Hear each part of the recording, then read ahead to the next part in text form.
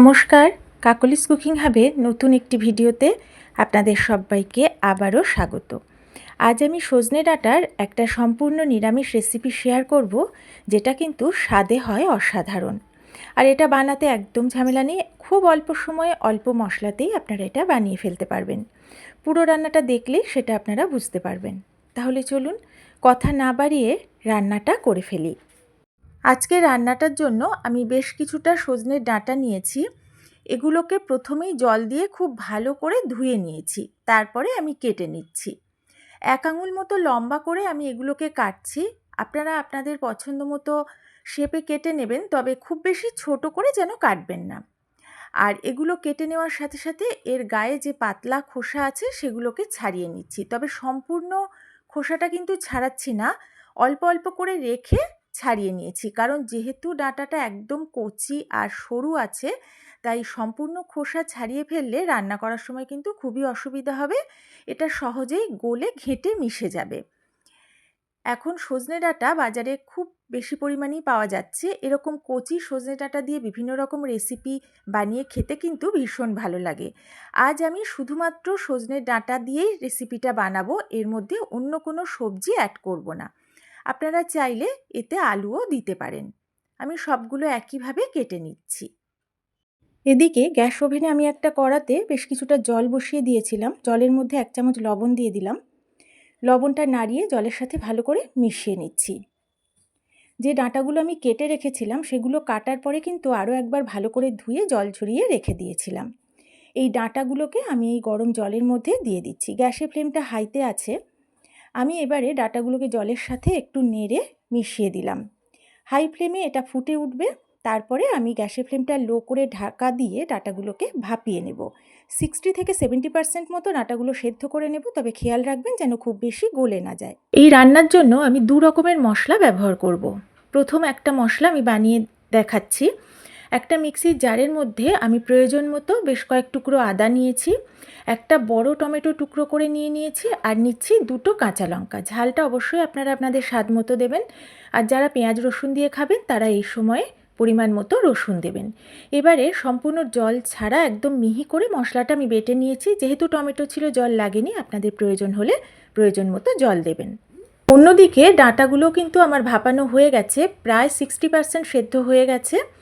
এবারে আমি গ্যাসের ফ্লেমটা অফ করে দেব, তারপরে জল সহ ডাঁটাগুলো ঢেলে রাখবো। জলটাও কিন্তু আমি রান্নাতে কাজে লাগাবো।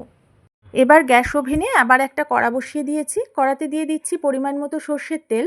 এখানে 1.5 টেবিল চামচ মতো তেল দিলাম। তেলটা অবশ্যই আপনারা যে যেমন পছন্দ করবেন সেই পরিমাণ বুঝেই দেবেন। তেলটা নাড়াচাড়া করে আমি ভালো করে গরম করে নিলাম। এবার গরম তেলে আমি প্রথমে ফোড়নে দিলাম 1/2 চামচ গোটা জিরে, দিলাম 2টো তেজপাতা, আর এখন দিচ্ছি একটা শুকনো লঙ্কা। শুকনো লঙ্কাটা আমি মাঝখান থেকে একটু ছিঁড়ে দিলাম। আপনারা এখানে ফোড়নে 2টো বা 3টে শুকনো লঙ্কাও দিতে পারেন। এই রান্নাটা সর্ষের তেলে করলেই বেশি খেতে ভালো লাগবে, তবে অবশ্যই আপনারা হোয়াইট অয়েলেও করতে পারেন। প্রথমে একটু নাড়াচাড়া করে নিয়ে ফোড়নটা ভেজে তারপরে 15 থেকে 20 সেকেন্ড মতো ঢাকা দিয়ে ফোড়নটা আমি ভেজে নেব। 20 সেকেন্ড পরে আমি ঢাকাটা তুলে নিয়েছি। এবারে আমি এর মধ্যে দিয়ে দিচ্ছি এই ছোটো চামচের 1/4 চামচ হিং। হিংটা আমি একটু পরে দিলাম, কারণ খুব বেশি ভাজবো না। এটা দেওয়ার পর সমানেই কিছুটা সময় একটু নাড়াচাড়া করে নিলাম। অল্প একটু সময় পরে হিং থেকে সুন্দর ভাজা গন্ধ বেরোতে শুরু করেছে। এখন আমি যে টমেটো, আদা আর কাঁচা লঙ্কা বেটে নিলাম সেই বাটা মশলাটা এর মধ্যে দিয়ে দেব। আপনারা পেঁয়াজ দিয়ে করতে চাইলে আগে পেঁয়াজটা ভেজে মশলাটা দেবেন। সম্পূর্ণ মশলাটা দিয়ে দিয়েছি। এবারে লো টু মিডিয়াম ফ্লেমে এইভাবে নাড়াচাড়া করে 1 থেকে 2 মিনিট মতো মশলাটা আমি ভেজে নিচ্ছি। মশলাটা প্রায় 2 মিনিট মতো ভেজে নেওয়ার পর গ্যাসের ফ্লেমটা একদম লো করে দেব। তারপরে ঢাকা দিয়ে আরও 2 মিনিট কষিয়ে নেব, যাতে মশলার কাঁচা গন্ধটা একদম চলে যায়। মিনিট 2 পরে আমি ঢাকাটা তুলে নিলাম। মশলা থেকে কিন্তু তেল ছেড়ে দিয়েছে। টমেটো, আদা কোনো কিছুরই কিন্তু কাঁচা গন্ধ আর একদম নেই। সুন্দর করে ভাজা হয়ে গেছে। এখন কিছু গুঁড়ো মশলা আমি এর মধ্যে দিয়ে দিচ্ছি। প্রথমে দিলাম পরিমাণ মতো হলুদ গুঁড়ো, এবারে দিচ্ছি কালারের জন্য কাশ্মীরি লঙ্কার গুঁড়ো, প্রায় 1/2 চামচেরও বেশি। ঝাল শুকনো লঙ্কার গুঁড়োটা যদি খান তাহলে এই সময় দিয়ে দেবেন। এবার দিয়ে দিচ্ছি 1.5 চামচ মতো ধনে গুঁড়ো, আর দিচ্ছি 1 চামচ জিরে বাটা। ধনে গুঁড়ো বা বাটার থেকে জিরে গুঁড়ো বা বাটাটা পরিমাণে একটু কম দেবেন। এবারে সব রকম মশলা আমি ভালো করে একটু মিশিয়ে নাড়াচাড়া করে কিছুক্ষণ ভেজে নিচ্ছি। অল্প কিছুটা সময় এইভাবে নেড়েচেড়ে নেওয়ার পর যাতে মশলাটা খুব ভালো করে কষানো যায় তাই মিক্সির জারটা ধুয়ে অল্প একটু জল দিয়ে দিলাম। এখন জলের সাথে মশলাটা ভালো করে এবার মিশিয়ে নেব। গ্যাসের ফ্লেমটা কিন্তু এখনও লোতেই রেখে দিয়েছি। এইভাবে একটু মিশিয়ে নেওয়ার পর আবারও লো ফ্লেমে ঢাকা দিয়ে মশলাটাকে খুব ভালো করে কষিয়ে নেব যাতে মশলা থেকে তেল ছেড়ে দেয় আর সুন্দর একটা ভাজা গন্ধ বেরোয়। এখন আমি একটা মশলা বানিয়ে নেব। একটা মিক্সির জারের মধ্যে আমি নিয়ে নিচ্ছি 2 চা চামচ ভর্তি ভর্তি সাদা তিল। আপনারা মশলাটা শিলেও বেটে বানিয়ে নিতে পারেন। এখন প্রথমে আমি শুকনো অবস্থায় গুঁড়ো করে নেব, তারপর অল্প অল্প করে জল দিয়ে মিহি করে তিলটা বেটে নেব।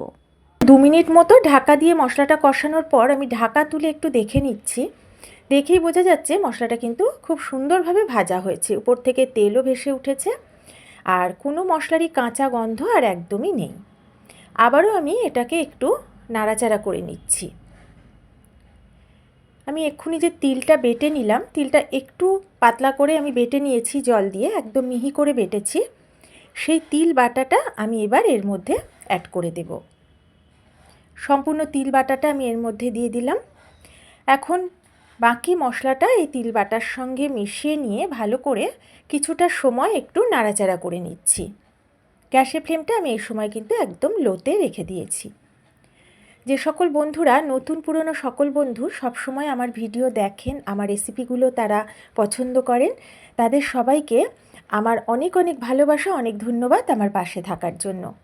কিছুক্ষণ নেড়েচেড়ে নেওয়ার পর মিক্সির জারটা ধুয়ে অল্প করে একটু জল দিলাম, কারণ মিক্সির জারে অনেকটাই তিল বাটা লেগেছিল। এবারে জলের সাথে সমস্ত মশলা ভালো করে মিশিয়ে আমি নাড়াচাড়া করে নিচ্ছি। গ্যাসের ফ্লেমটা এখন কিন্তু মিডিয়ামে রেখে দিয়েছি। মিনিট খানেক নেড়ে নেওয়ার পর এখন আমি এর মধ্যে দিয়ে দিচ্ছি স্বাদ মতো লবণ আর দিচ্ছি স্বাদ মতো চিনি। লবণ, মিষ্টি, ঝাল সবটাই কিন্তু আপনারা আপনাদের স্বাদ মতো দেবেন। তবে আমি এই রান্নাতে খুব বেশি মিষ্টিও দিলাম না, আবার একদম অল্প মিষ্টিও দিলাম না। এখন লবণ আর চিনিটাও ভালো করে নাড়িয়ে চাড়িয়ে মিশিয়ে নিলাম। এবার গ্যাসের ফ্লেমটা লো করে ঢাকা দিয়ে মশলাটা আবারও বেশ কিছুক্ষণ ভেজে নেব। মিনিট 2 মশলাটা কষানোর পরে আমি ঢাকাটা তুলে একটু দেখে নিচ্ছি। মশলাটা কিন্তু বেশ কিছুটা ভাজা হয়েছে, তবে এটা আরও একটু ভাজতে হবে। আমি একটু নাড়াচাড়া করে নিচ্ছি। যারা প্রথম থেকে আমার সাথে থেকে ভিডিওটা দেখতে শুরু করেছেন, এখনও দেখছেন, পুরোটা দেখার পর যদি ভালো লাগে, যদি একটা লাইক করতে ভুলে যান, পারলে একটু লাইক করবেন, একটু শেয়ার করবেন। নতুন বন্ধুরা আমার ভিডিও ভালো লাগলে পাশে থাকবেন। আমি কিছুটা নেড়ে নেওয়ার পর ঢাকা দিয়ে আবারও অল্প কিছুক্ষণ কষিয়ে নিয়েছি। মশলাটা কিন্তু এখন একদম ঠিকঠাকভাবেই ভাজা হয়ে গেছে। আমি যে ডাঁটাটা ভাপিয়ে রেখেছিলাম জল সহ, সেই ডাঁটাটা আমি মশলার মধ্যে দিয়ে দিলাম। ডাঁটাটা আলাদাভাবে কিন্তু আমি আর মশলার সাথে কষালাম না, কারণ যেহেতু এটা সেদ্ধ করা আছে তাই এগুলো কিন্তু ভেঙে যেতে পারে। এবার একটু নাড়াচাড়া করে মিশিয়ে নিলাম। এখন আমি এর মধ্যে আরও একটু সামান্য জল অ্যাড করব। আমি খুব অল্প করে একটু ঈষদ উষ্ণ জল এর মধ্যে দিয়ে দিলাম। খুব বেশি জল লাগবে না, কারণ ডাঁটাটা প্রায় সেদ্ধ হয়ে গেছে। আমি এবারে আবারও একটু নাড়াচাড়া করে খুব ভালো করে মিশিয়ে নিচ্ছি। গ্যাসের ফ্লেমটা আমি এখন হাইতে রেখে দিয়েছি, এটা হাই ফ্লেমে একটু ফুটতে দেব। এখন এর মধ্যে দিয়ে দিলাম একটা চেরা কাঁচা লঙ্কা, এটা কিন্তু বেশ ভালোভাবে ফুটে উঠেছে। এবার আমি গ্যাসের ফ্লেমটা একদম লো করে দেব, তারপরে ঢাকা দিয়ে 2 থেকে 3 মিনিট মতো রান্না করে নেব। প্রায় মিনিট 3 পরেই আমি ঢাকাটা তুলে নিয়েছি। ঝোলটা অনেকটাই কমে গেছে, বেশ ঘন হয়ে গেছে। এরকম গ্রেভিটা কিন্তু রাখতে হবে, এর থেকে বেশি শুকিয়ে ফেললে এটা খেতে একদমই ভালো লাগবে না। লবণ মিষ্টি সবই কিন্তু আগেই আমি চেক করে নিয়েছি। এখন আমি এর উপর থেকে ছড়িয়ে দিচ্ছি এই ছোটো চামচের হাফ চামচেরও কম গরম মশলার গুঁড়ো। আপনারা একটু ধনেপাতা কুচিও উপর থেকে দিয়ে দিতে পারেন। এবার আলতোভাবে নাড়িয়ে আমি এই গরম মশলার গুঁড়োটা একটু মিশিয়ে নিচ্ছি। এই সময় একটু আলতোভাবেই নাড়াচাড়া করতে হবে, তা না হলে কিন্তু ডাঁটাগুলো ভেঙে যেতে পারে। গ্যাসের ফ্লেমটা এতক্ষণ লোতেই ছিল, এবারে আমি মিডিয়ামে করে দেব। মিডিয়াম ফ্লেমে এটা ফুটে উঠেছে। আমি কয়েক সেকেন্ড ফুটিয়ে নেওয়ার পর গ্যাসের ফ্লেম অফ করে দেব, তারপর ঢাকা দিয়ে আমি 5 মিনিট রেখে দেব। সম্পূর্ণ নিরামিষ সজনে ডাঁটার এই রেসিপিটা গরম গরম ভাতে কিন্তু দুর্দান্ত লাগে। এছাড়া এটা আপনারা রুটি পরোটার সাথেও খেতে পারেন। গ্রেভি যদি আরও বেশি রাখতে চান সেক্ষেত্রে মশলার পরিমাণটা আপনারা প্রয়োজন বুঝে একটু বাড়িয়ে নেবেন। আর এই রান্নাটা দেখতেই পেলেন করতে কিন্তু খুব অল্প সময় লাগে, তাই যে কোনো নিরামিষ দিনে ঝটপট এটা বানিয়ে ফেলতে পারেন। আমি সম্পূর্ণ আলু ছাড়া বানালাম, আপনারা চাইলে অবশ্যই আলু দিয়েও বানাতে পারেন। যদি এই রেসিপিটা আপনাদের ভালো লাগে একবার বাড়িতে বানিয়ে খেয়ে কেমন লাগলো আমাকে কমেন্ট করে জানাতে কিন্তু একদম ভুলবেন না। তাহলে আজকের মতো এই পর্যন্তই, নতুন রেসিপি নিয়ে আবার চলে আসব। সবাই ভালো থাকবেন, সুস্থ থাকবেন।